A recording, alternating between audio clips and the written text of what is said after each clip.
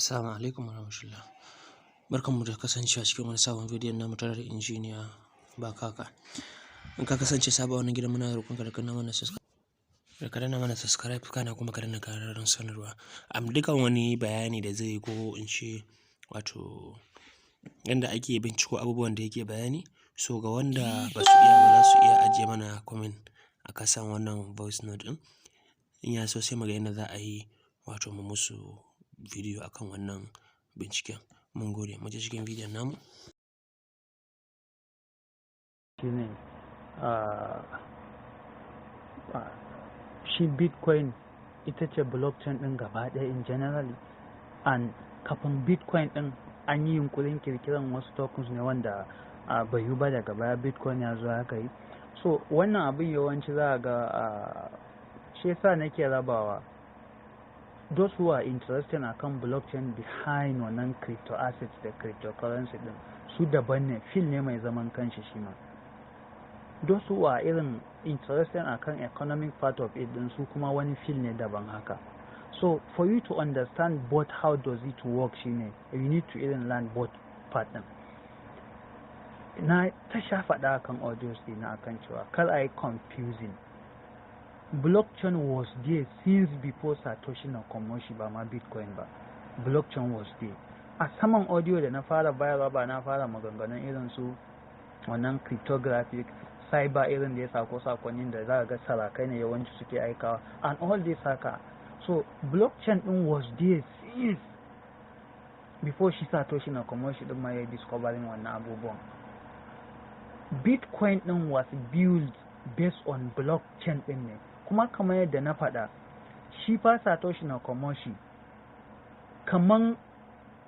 let me answer the second part tukuna in zo kan gaban wannan ɗin. An taɓa yunkurin wani kirkiran wasu tokens ne kafin Bitcoin, coins ne a digitally. An yi oyo Allah na subhanallah. Akwai David wani abin shi ban manta ba, yana ji digicash ne ko digicash ne haka. In kana karance zaka gani digicash ne ko me, ina ji 1989 ne. So even before that a 1963 ko 67 somewhere around da na manta wani tokens ne dai. An yi yunkurin wannan, yana ji kamar reserve ne na wani waje suka yi yunkurin kirkira, na manta. So the latest one dai wanda yawanci ake bada example shine akan wannan digicash din, wanda David Bulabulan shi wani da ya yi a 1989 ba. So after that kuma an zo an yi ta yin da irin su me Mondex ba, su me cyber cash, su e-gold wanda wannan gold reserve ne, kun san gold ai kawai normal na duniya, su ne suka haɗu da sauransu haka a musu irin abin nan nasu digital abubuwan su haka. Almost 1996 ba yana ji shi ma. So su Mondex ba 93 ba ne ma da su cyber cash why haka dai abin tirim. Akwai wannan wanda ya yi developing smart contract din nan, kar ku yi confusing. Vitalik wannan botun din mai Ethereum ba shine ya kirkiri wannan abin nan din ba, me yake cewa smart contract din ba, that is the network behind wannan Ethereum blockchain din ba shine ya kirkira ba. Akwai Next Zobo ne ko Next Zobo ne ko mene, akwai wanda shine ya kirkiri wannan smart contract din, wanda da farko ya yi naming na tokens ɗinsa ko gold abin nan coins ɗinsa ne Bitgold ne ko me haka. So ga sunan dai tirim. So the latest and the irin updated version of wannan digital abubuwa yawanci za a ganin akwai su wannan Alipay ne ko mene haka, somewhere Japan or China. So 2003 ne shi ina. So all these digital asset ne da irin currencies ne haka, wanda mutane suka ɗauki wannan cryptographic da blockchain ɗin suka yi ta yunkurin yin abin, sai suka zo suka yi failing. Babu wanda ya yi succeeding. So Satoshi Nakamoshi da ya zo ba wai zama ya yi sabon tunani ya yi abun ba, no. Dama in ka duba history failure na wasu da sauransu, kai zai taimaka maka ne kai building naka ya abin yake, sai kai ka gane me yasa suka faffaɗi, me yasa ba su yi succeeding ba, sai kai ya zama maka kamar hasil lesson wanda ya sauwake maka abubuwa da dama. So wannan personally na faɗa, Satoshi Nakamoshi kamar satan ansa yayi. na wayannan abubuwan gaba ɗaya da suka yi failing din, sai ya zo na ya sake rewriting code nashi din akan based on wannan mutanen abin da suka yi failing din, then he call it bit wani abin shi ya kira shi, ba bitcoin ne ya kira shi da farko ba ma, bit wani abin shi. So da ya kira shi bit wani abin shi, sai aka fara using din shi da haka normal in kuna karanta history shi da farko ya yi offering ina ji 10,000 bitcoin zai ba wani akan a bashi pizza ne ko me, za ga akwai pizza dai haka za ga yawanci suna yi da sauransu. So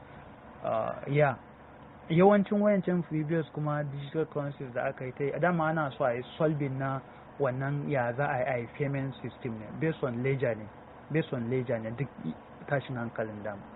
So da ya zo 2000 and where about 2007, 8, 9, then he reversed engineering code din ya dudduba ya dai wanda zai gyaggyara finally then he succeed. So tun da ya yi succeeding kuma 1980 something 19 waye da sauransu kun ga isa irin wanda ya zo 2008 ya abu shine zai zama to advanced one, kamar yadda Vitalik ya zo yi smart contract wanda kowa yana ganin kaman shine uwar uban komai, wanda an manta da su Nick saboda sauransu. To kamar haka shi ma, so ba bitcoin shine na farko ba, blockchain daban bitcoin daban. Kamar yadda na faɗa, bitcoin din an yi building din shi a the top of wannan cryptographic ne da kuma blockchain previous wanda suka yi failing din. B mai babba din shine refers to wannan blockchain din, B mai karami za ku ga shine refers to wannan coin din. So in a rubutu ne ma na faɗa jiya da dare, duk inda kuka ga ana magana akan bitcoin amma an sa B capital ne ko a cikin rubutu ne, ba wai irin new paragraph bane. Even new paragraph in kuka ga B babba, kawai ana magana ne akan wannan blockchain na bitcoin din da crypto asset din, amma in kuka ga B karami ana magana ne akan shi coin din ne report din yake magana akai. So shine bitcoin was there, so and blockchain is different. Amba, it's your last question I think kuma na amsa. Hanyoyi nawa ake bi don a tabbatar da ingancin tokens? Ta ya ake gane contract address is verified? Contract address in an yi verified din shi za ku gani in kuka shiga abinan din information na contract din za ku gani wajen contract din ma za ku ga an yi cycle wani good haka an sa, amma don't be deceived by that haka dai. Sometimes za ku ga wani an yi verified an yi wannan an sa ma, amma akwai a lot of sites da irin wanda suke providing wannan, kawai za ka je ka copy abubuwan ka kasa, za ga within some minutes za ga sun ma verified. Wannan kare sa ka ɗauki kaman project ko wani irin tokens haka ka ce mai kyau ne, wannan ba zai nuna mai kyau ba.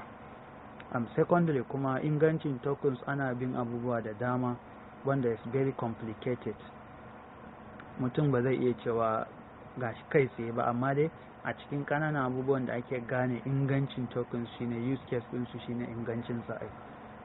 Wani tokens za a ga contract din ma ba ya verified ba, amma za a ga project din ya taso kuma ya kyau. So on the process of wannan roadmap nasu shine za su yi wasu abubuwa, even the censorship announcement kun gane da irin su ai locking liquidity irin wannan duka wasu sai daga baya ne ma za su yi after sun yi launching, after sun yi komai. So a gane ingancin tokens shine za ka gane farko the people behind the tokens. It is very important a gane su waye suke behind wannan tokens din. Ba zan kama sunan shitcoins ko tokens ba kabila kar ya zama kaman talla, kar wani ya fahimce shi a kaman financial advice ne shi yasa ba ka ba. I know a lot of tokens wanda the team behind them are very good people, very strong team, but akwai wasu abubuwa ma wanda da kaɗan ne za ga suka zo suka gyara kuma they are doing very well, not because of the tokens but because of the team behind the tokens. So da farko za ka yi ganewa behind the tokens, za ga wani ba sa nuna kansu, duk wannan ba shi bane. Ka nuna kanka, ka faɗa kai ne mai abu da sauransu gaba ɗaya haka, in abin da kai yana da kyau ne wannan ba matsala bane. Na ɗaya ana dubawa censorship din an yi announcing nasa ne ko ba a yi ba. Na biyu wallet address da suke kunshe da wannan tokens sun za ku ganin kamar da na faɗa a baya, na yi ta audio a kan yadda za ka yi verifying irin ka gane tokens din nan yana da kyau ko ba shi da kyau. please you can ask a group din haka dai ko wani zai iya ma locating na wannan voice notes din. I don't need to repeat it again. Yeah, censorship za ku ga an yi announcing ko ba a yi ba, and liquidity su sun yi locking ko ba su yi ba, and how many percentage na liquidity suka yi locking, and ga sunan da za ku ga wani za ku ga irin the holders ma za ku ganin babu wani burning address ko wani irin local address din ba babu, an kwashe wannan tokens da yake cikin gaba ɗaya an yi transferring to irin personal wallet address. So kana ganin wannan kasan akwai ayan tambaya a kansu yawanci haka. So these are the ways din suna da yawa, kowa da irin basiransa, wani kuma za ga wani abu daban ne zai gane yes wannan abun scam ne. So this is abu ne wanda continual process ne wanda ba yau kaɗai za ka gane ko gobe haka ba, wanda kuma duk yadda ka fahimce shi yanzu wayannan mutanen scammers they will bring out something gobe wanda tunaninka na yau din za ga zai zo kamar zai rushe haka. So sun go ka fahimce ni ba me ake nufi da protocol. So even though wannan is a very irin technical topic and kuma is a very long, saboda ko zan ɗauki time ɗina yanzu gaba ɗaya na yau zan tama explaining daga yau har zuwa daren koyama kan me ake nufi da protocol da relationship ɗin shi akan blockchain ba zai kare ba. Protocol dai ka ɗauke shi normal kamar medium of communication, shine dai irin channel wanda za a yi communicating da mutum haka ko da wani abu haka.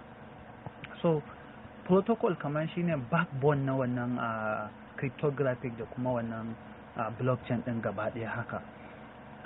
In ka ɗauki protocol medium tun daga farkon ethernet haka, those who are into computing da engineering field za su fahimci me nake nufi haka. Za ka ɗauki medium of protocol ko communication protocols akan from the creation of internet shine ethernet, wanda kwamfutoci guda biyu ne za su yi communicating da junansu, za a yi using ko cable ko wani abu, babu ma maganan wireless ko irin wani irin network haka wanda protocol yake sama, babu wannan. From ethernet sai ya zo ya sauko akwai abin da suke cewa based on IP addresses ba TCP kenan, duk wannan medium of abin nan ne communication din ne na protocol din kenan. Sai zo ya sauko wannan TCP. From TCP za ku ga akwai za ku ga in ka bude ko browser za ka yi copying wani address, za ku gani HTTP, za ku gani hypertext transfer protocol za ku gani. So wannan shine from wannan su ethernet su TCP haka aka zo aka yi advancing ya zama to wannan HTTP din. So daga HTTP din kuma aka zo aka sake subhanallah akwai wani SSLT ne ko SS wani abu ne wanda za a ga yana ji PayPal shine da advantage da suka ɗauko a late 1990s ko 80s ne suka yi building na kamfanin su a the top of wannan SSLT din ban manta ba.